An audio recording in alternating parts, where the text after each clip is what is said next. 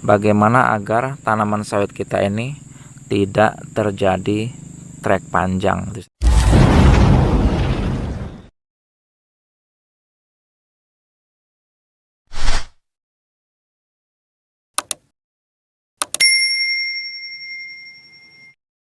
Assalamualaikum warahmatullahi wabarakatuh. Salam planter petani sawit Indonesia. Salam tandan berduri.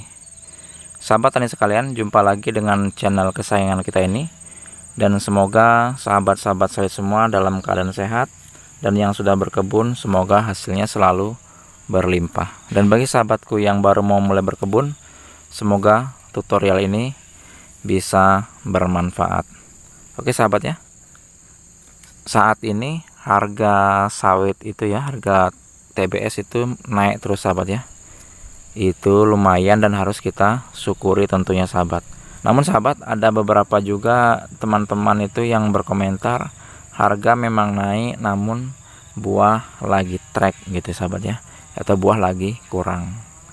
Dan pada kesempatan ini sahabat, saya akan coba untuk membahas bagaimana agar tanaman sawit kita ini tidak terjadi trek panjang itu sahabat ya. Jadi di sini saya akan membahas apa-apa penyebab dari trek tanaman sawit kita. Jadi penyebab yang pertama itu adalah karena kurangnya ketersediaan air sahabat. Jadi kurangnya ketersediaan air ini bisa disebabkan karena faktor cuaca atau kemarau yang panjang itu sahabat ya. Jadi kalau ketersediaan air kurang, maka penyerapan air akan berkurang dan penyerapan pupuk pun tentunya akan berkurang sahabat.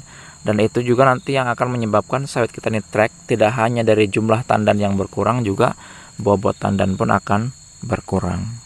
Dan solusinya kita harus mengusahakan agar di kebun kita ini tersedia cukup banyak air ya sahabat ya.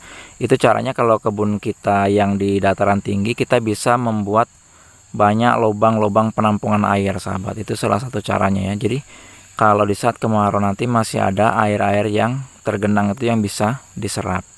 Dan kalau di tanah gambut, saran saya sahabat untuk membuat parit untuk mengalirkan air itu tidak terlampau dalam sahabat. Jadi kira-kira hanya 60 cm.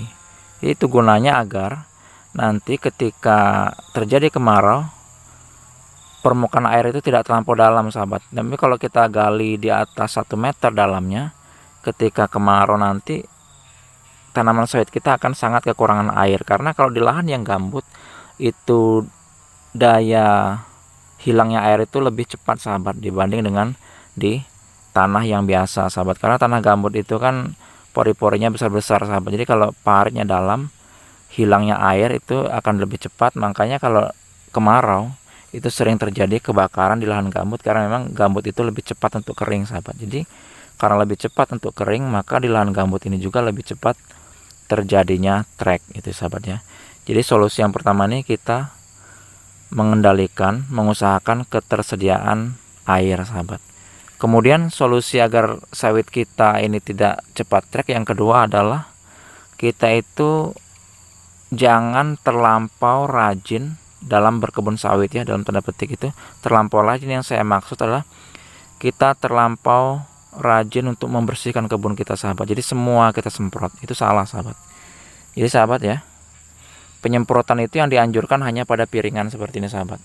Itu pun kalau memang istilahnya tuh kepepet betul. Kalau memang masih ada waktu luang, piringan ini pun sebaiknya kita gunakan cara manual sahabat ya, karena agar perakaran sawit kita tidak terkena racun. Jadi penyemprotan itu sebisa mungkin ya hanya di piringan, kemudian di TPH dan di jalur pikul. Yang selebihnya itu gulma-gulma itu kita kendalikan saja sahabat. Seperti pakis-pakis yang tidak mengganggu itu kita kembangkan agar tanah kita nanti bisa tetap lembab sahabat. Kalau sahabat mau memperhatikan, sahabat bisa bandingkan mereka-mereka yang terlampau rajin menyemprot kebunnya dengan yang mengendalikan gulma di kebun sawitnya, itu hasil panennya pasti berbeda sahabat.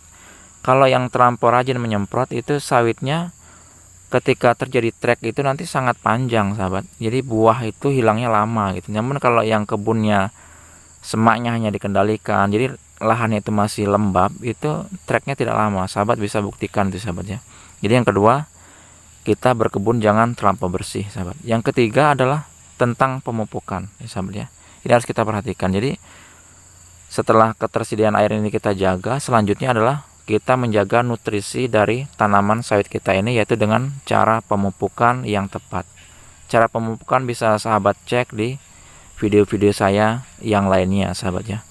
Kemudian cara yang ketiga adalah kita harus melestarikan kumbang penyerbu sahabat. Jadi di sawit itu sahabat bisa perhatikan di bunga jantan itu ya, itu selalu ada kumbang kecil-kecil yang berterbangan, yaitu Elaedobius cameronicus. Itu bisa membantu penyerbukan sawit dan meningkatkan hasil buah itu 15-20% sahabat. Dan ini sebagai kita petani sawit kita harus paham, itu jangan kita musnahkan. Bagaimana cara kita melindunginya? Kita itu jangan terlampau sering melakukan penyemprotan di kebun sawit kita, karena kalau semuanya bersih, bagaimana kumbang-kumbang ini mau hidup sahabatnya? Nah, itu harus kita perhatikan. Jadi sahabat sekalian, dari uraian ini ada 4 kesimpulan yang harus selalu kita perhatikan agar sawit kita ini tidak terjadi trek panjang. Yang pertama, kita menjaga ketersediaan air pada kebun kita, karena per pohon sawit ini membutuhkan 90 liter air per hari. Bayangkan tuh sahabatnya. Kemudian yang kedua adalah kita jangan berkebun sawit itu terlampau bersih. Jadi kita cukup menyemprot itu di piringan, jalur pikul, dan TPH. Itu saja ya sahabat ya. Kemudian yang ketiga adalah pemupukan yang tepat. Dan yang keempat adalah pelestarian kumbang penyerbu pada kebun sawit kita. Semoga video ini bermanfaat. Assalamualaikum warahmatullahi wabarakatuh.